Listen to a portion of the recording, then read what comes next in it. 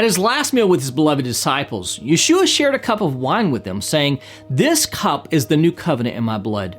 Do this as often as you drink it in remembrance of me." Later on that night, he went to the Garden of Gethsemane on the side of the Mount of Olives in order to pray. As the light of the full moon beamed down from the night sky and sweat rolled down his face like great drops of blood, he prayed, "Father, if you are willing, remove this cup from me. Nevertheless, not my will, but yours be done." Have you ever thought about the symbolism of this cup that Yeshua is referring to and exactly what this is? We might just find the answer in this week's 5-Minute Torah.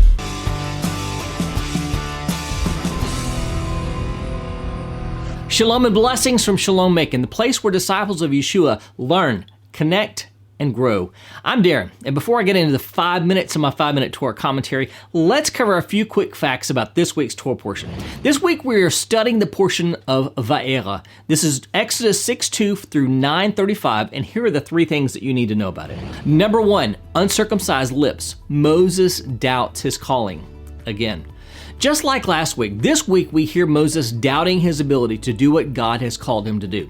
He doesn't believe he can persuade either Pharaoh or the Israelites to trust in his God-given authority. Despite God's assurances and promises of deliverance, Moses hesitates due to a perceived inadequacy in his ability to be the mouthpiece of God. Questioning his capability to effectively convey God's commands, he describes his condition as being one of uncircumcised lips. However, God reaffirmed Moses' role and provided him reassurance, stating that Aaron would act as his spokesperson. He told Moses that even though Pharaoh might resist, despite witnessing his miraculous signs, the ultimate goal was to show God's unlimited power, ensuring the recognition of his sovereignty by both the Egyptians and the Israelites. Success wasn't dependent upon Moses. He was only a tool in the hands of the King of the universe. Number 2, the plagues begin, 7 of 10. In this week's Torah portion, we read about the beginning of God's judgment on Egypt. We learn about 7 of the 10 plagues that God inflicted on Egypt. The waters of the Nile turn to blood, swarms of frogs overrun the land, lice infest both man and beast, hordes of wild animals invade the cities, a pestilence kills the cattle, painful and unsightly boils afflict the Egyptians, and a combination of fire and ice descend from the skies to destroy all that remains. Still, the heart of Pharaoh was hardened, and he would not let the children of Israel go as God had told Moses. And number 3, the heart of Pharaoh. Who did the hardening? After each of the first 5 plagues, we read that Pharaoh's heart was hardened. But when it came to the 6th plague, we read, "But the Lord hardened the heart of Pharaoh." This topic is one that has troubled people for centuries. The question always comes up, if God hardened Pharaoh's heart, does man really have free will or not? How do we resolve this? The Midrash says that when God saw that Pharaoh did not relent after the first 5 plagues, he declared, "He's already gone too far. Even if Pharaoh wants to repent now, I will harden his heart in order to exact full punishment from him." Therefore, God reinforced the choice Pharaoh had already made in order to show his mighty hand against the enemies of Israel. Pharaoh had made his choice. Now it was time that God was magnified through his bad choice. Are you ready to take your Passover Seder to the next level? Do you want to have a meaningful connection to Yeshua during Passover? Then grab a copy of Cup of Redemption, my Messianic Passover Haggadah, and crank it up a notch. It not only walks you through the traditional Seder, but it also connects Yeshua's last meal and his suffering with the various elements of the Seder. It's great for homes and Messianic synagogues as well as churches, and gives step-by-step instructions for conducting your own Seder. It also includes an appendix with articles that answer many questions and objections people might have about a traditional Seder, like, why do we have an egg on the Seder plate? And what's considered leavening? And is priced low enough to snag a copy for everyone at your Seder table? Just use the link in the description box below to gear up early so you can be ready to make this Passover your best Passover. This week's Torah commentary is called The Cup of Redemption. It comes from a book, 5-Minute Torah, Volume 3.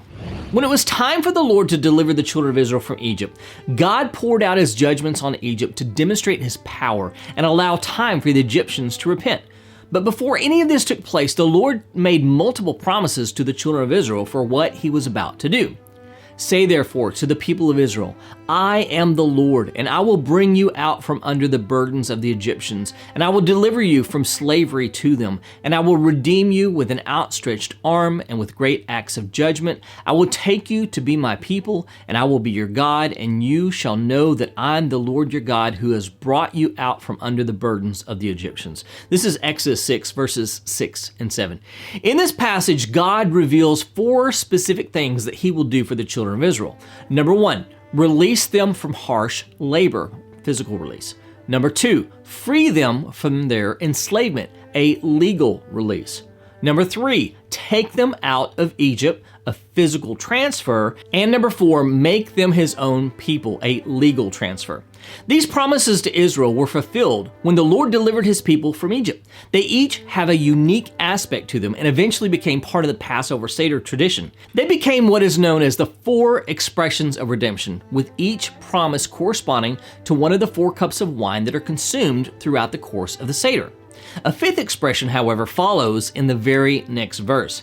I will bring you into the land that I swore to give to Abraham, to Isaac, and to Jacob. I will give it to you for a possession. I am the Lord. This is Exodus 6:8. This final promise is both historic and prophetic. It's historic in that God did bring the children of Israel into the land he promised them through the leadership of Joshua. It's prophetic because they would eventually be driven from the land, but would one day return to it. Although all of this happened thousands of years ago, another prophetic aspect of this is still yet to be fulfilled. Although the nation of Israel has been reborn in our day, the government is not under the rule of Torah, and the majority of the Jewish people are still in exile. One day, the Lord will gather them back into the land he apportioned for them and establish his rule over his people once again. This last promise is connected to the first 4 promises. God ends the first series of promises the same as the last promise. He concludes with an emphatic statement of his identity. I am the Lord. Why does he conclude each of these promises with this reminder? Because he is reminding the children of Israel that he is a covenant-keeping God. But the 5th promise is different from the other 4. The first 4 have happened in their entirety. The 5th, however, has been experienced only intermittently. Historically, Israel has remained in exile. Because of the very real nature of the galut, the exile, our sages were unclear how this final promise could be equivalent to the first 4. Therefore, the final promise is remembered in the cup of Elijah that sits at our Seder table. By drinking the 4 cups and setting out the cup of Elijah on Pesach, we testify that 4 of these have already taken place and proclaim that one day the last promise will be fulfilled entirely. 2,000 years ago, our Master Yeshua remembered these promises as he shared his cup of wine with his disciples at the final Seder. Later on that night, as he prayed in the Garden of Gethsemane, he prayed about another cup he would have to drink. He said, Father, if you are willing, remove this cup from me. Nevertheless, not my will, but yours be done. This is Luke 22:42. He ended up drinking that final bitter cup on our behalf. At the Seder, we drink 4 cups of wine to remember what God did when he redeemed the children of Israel from Egypt. But in each of these cups, we should also remember that Yeshua drank the cup of redemption on our behalf. He bore our shame, and by doing so, he turned judgment into forgiveness. And for this, we should be grateful and spend our days remembering our moment of redemption and working toward the ultimate redemption in which the entire world will be transformed and Yeshua will reign as king. And just as the story of Yeshua's redemption begins with his shame, the Mishnah states that we should begin telling the Passover story with shame. Interested? If you want to understand what that means, then check out our teaching, Passover Begins with Shame.